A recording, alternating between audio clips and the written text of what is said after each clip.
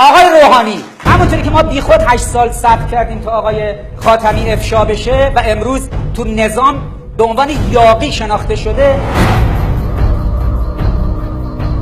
برادر عزیز الان صبر نمی کنیم تا بعداً یواش یواش این دایه‌های در واقع آلوده درون دولت جناب عالی لو بره. دایه‌های آلوده درون دولت جناب عالی لو بره. آقای خاتمی 250 تا لومپن فاسد رو تو سیستم خودش نگه داشته بود. یک قلمش وزیر ارشادش بود. یک قلمش معاون وزیر ارشادش بود که خودش با دست خودش رفت توی انگلیس روسری از سر زنش برداشت.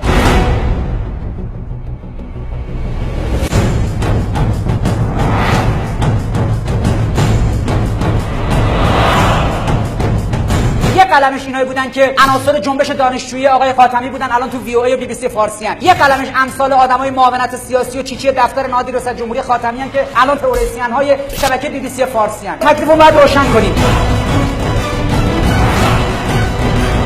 اگه قرار دولت جناب عالی هم لیبرال هاش فردا برن تو BBC فارسی و VOA، تکلیفمون باید روشن بشه. امثال سریع القلم عمیقاً لیبرال چی میخوان تو دستگاه سیاسی جمهوری اسلامی؟ این باید روشن بشه. اندیشه مینارد کینز چی میخواد تو مجمع تشخیص مصلحت نظام؟ چرا مجلس شورای اسلامی طرح تحقیق و تفحص محتوایی از مجمع تشخیص مصلحت نظام نمیذاره در دستور کار؟ آقا چرا سند حکومتی تولید میکنید کشور بره به سمت مینارد کینز؟ پس قرآن چی؟ پس دیدگاه ائمه 14 معصوم چی؟ باید روشن بشه. ما تو این میدون میمونیم، تو این میدون آماده شهادت، آماده بی‌آبرویی، آماده دادگاه رفتن و آماده هر چیز دیگه هستیم. ما رومون کم نمیشه. شما تکلیفتون